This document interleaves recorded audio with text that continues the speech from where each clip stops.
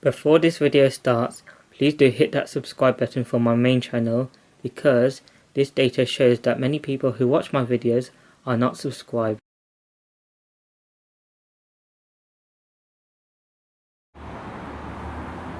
A special thanks to Robins Day Showroom to start allowing me to film vehicles in this difficult time of coronavirus, aka COVID-19.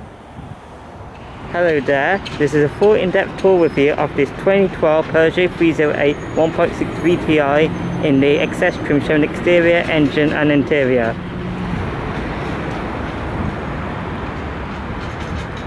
The exterior colour is aluminium.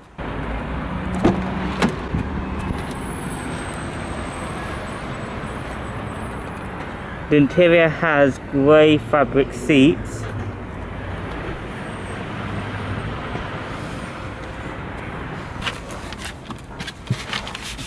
This has a 3-spoke steering wheel made out of rubber. The 1.6 VTi petrol could be paired to either a 5-speed manual or a 6-speed automatic transmission. This is a 6-speed automatic gearbox along with manual shifting mode. This has sport and winter modes. Mechanical handbrake. Now let's take a look exterior. Turn on the hazard lights, the main lights, and turn on the fog lights if they will turn on, but they're not turning on, so we're going to leave it like that. For the wheels, this has 15-inch steel rims with plastic covers wrapped in Euro Rear Reliance 195/65 R15 tyres.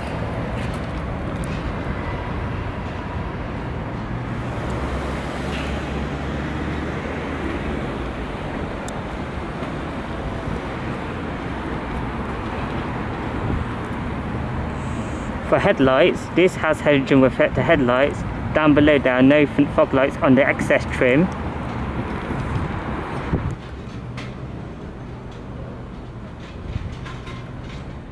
The Peugeot 308 is a compact car introduced in 2007 to replace the Peugeot 307 range and has been through 3 model phases.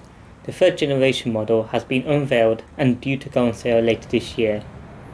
The Peugeot 308 was the first Peugeot to use the 8 as the final digit in the number and started a new era for the brand. The 1st generation featured in this video was on sale between 2007 to 2014, but sales continued until now for this 308 in Argentina. Sales of this 308 began globally in the 3rd quarter of 2007. This 308 is based on the PSA PF2 platform, underpinning various PSA group vehicles and its predecessor, the Peugeot 307. Compared to its predecessor, the Peugeot 307, the 308 looks aggressive, has plush interior quality and improved vehicle safety. Although the fact that the 308 is based on the 307 is a downside, because it prevents the 308 being a leap forward from its predecessor, as it suffered numerous reliability issues like power steering, glitchy in-car electronics, and even a potential fuel leak leading to an engine fire. A facelift was introduced in 2011, which saw changes to the exterior, an updated interior for improved passenger comfort, the introduction of an efficient eHDI diesel engine, and the 3-door hatchback was discontinued. For body styles, this 308 came in a 3-door hatchback, a 5-door hatchback, an estate, the SW, a 2-door hardtop convertible, the CC, and a 4-door sedan exclusive to China.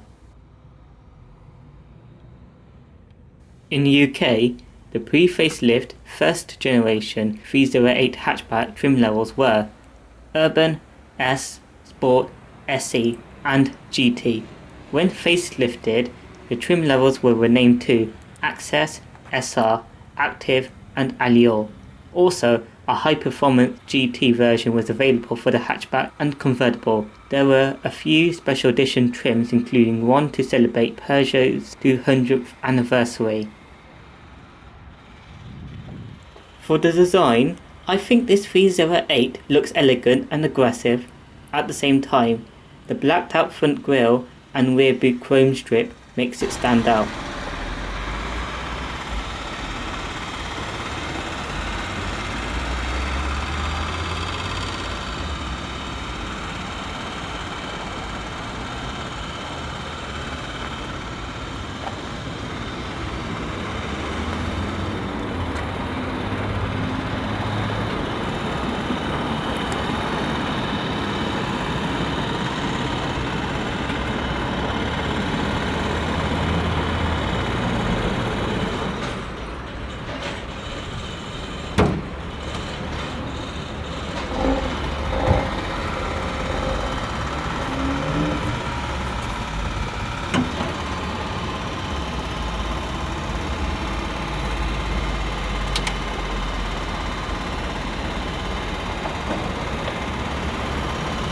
For engines, the first generation 308 was available with a range of petrol and diesel engines, with the most powerful GT producing 200 horsepower.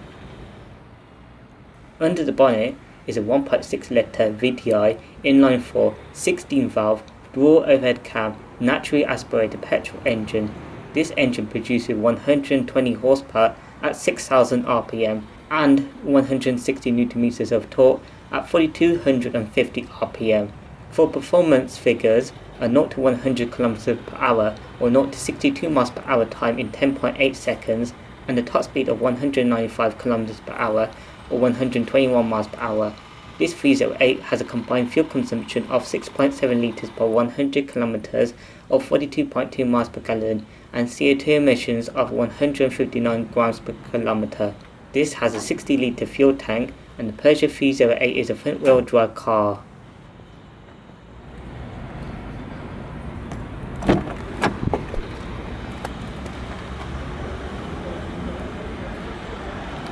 The front doors have some soft materials at the top, fabric materials in the middle and hard plastic at the bottom.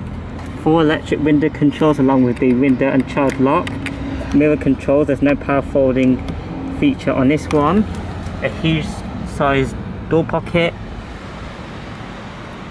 To the right of the steering wheel column is the switch to adjust the height of the headlights. A little bit of storage for the driver. Automatic transmission, 2 pedals.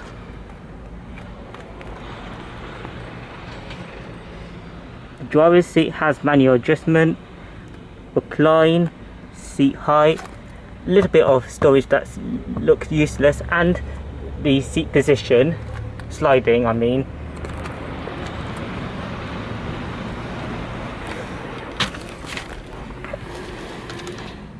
I am leaving the front door open because it is a hot day. I want to let in fresh air so I don't feel too hot inside the vehicle. The steering wheel has manual tilt and telescopic adjustment, adjusted using this lever down here.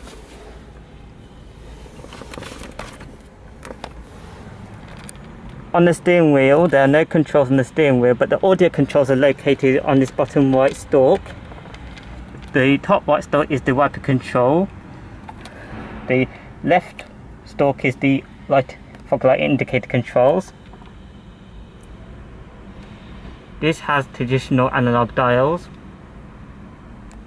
The Access trim comes with manual AC controls, temperature on the right along with the re-defrost,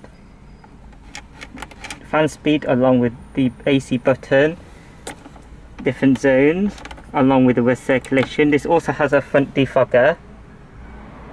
For the audio, this has Peugeot RD4 Connect basic audio head unit. This contains a CD player that is MP3 compatible and 6 speakers for the sound system. Let's test the audio. I can't. This is the display itself. It's in economy mode. These are audio controls, CD player with eject. This one controls the audio, 6 preset stations, volume, etc. Down below the audio buttons is a bit of storage. That's it for the audio head unit.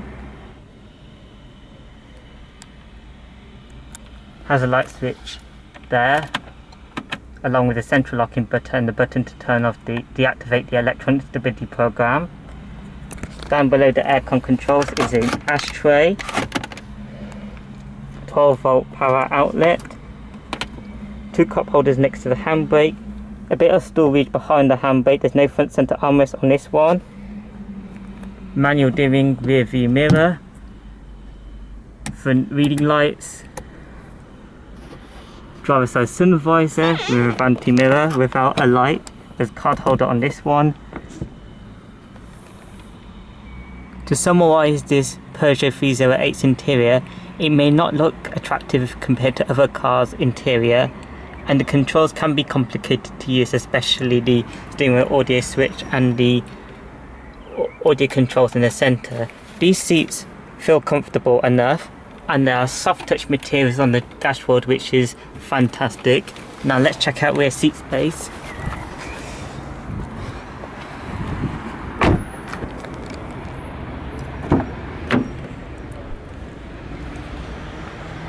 The rear doors does not have the exact same materials as the front. There are hard plastic materials at the middle and bottom. A huge sized door pocket for the rear.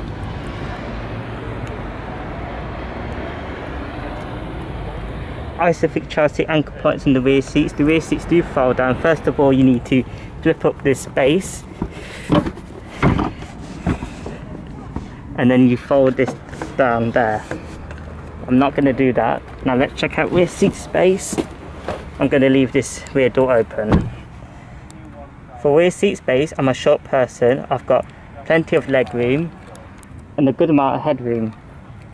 Tall people or 6-footers may be comfortable back here in terms of rear seat space. There are no seat back pockets on the front seats. A storage area down below, which is a good size. No rear centre armrest.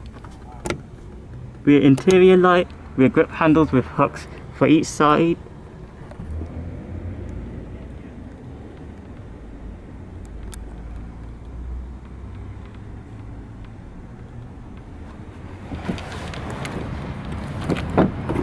Let's see.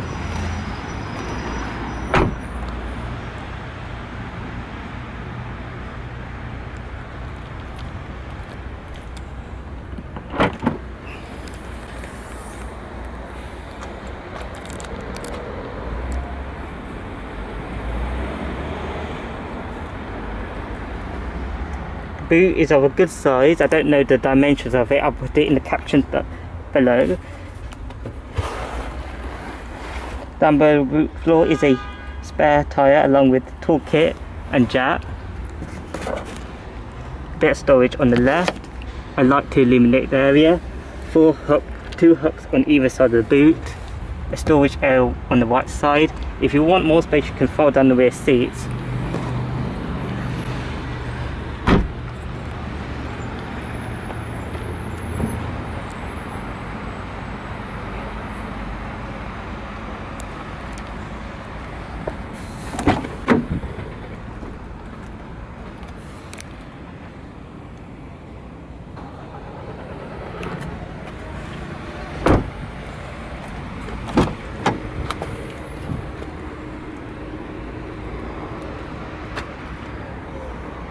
The front passenger seat have the same adjustments as the driver's side.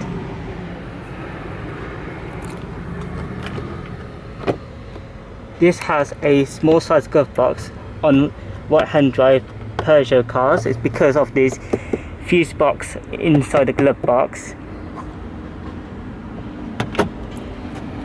This 308 has all 4 airbags. This is the end of the video now. Like this video, comment down below, subscribe if you're interested, and don't forget to turn on that bell icon to alert whenever I upload a new video in the future.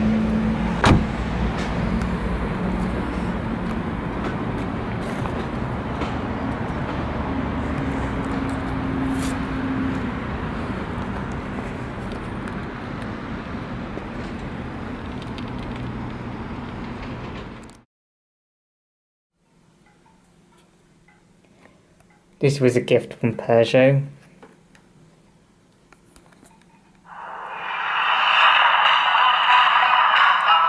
Peugeot 2008 and Peugeot 5008.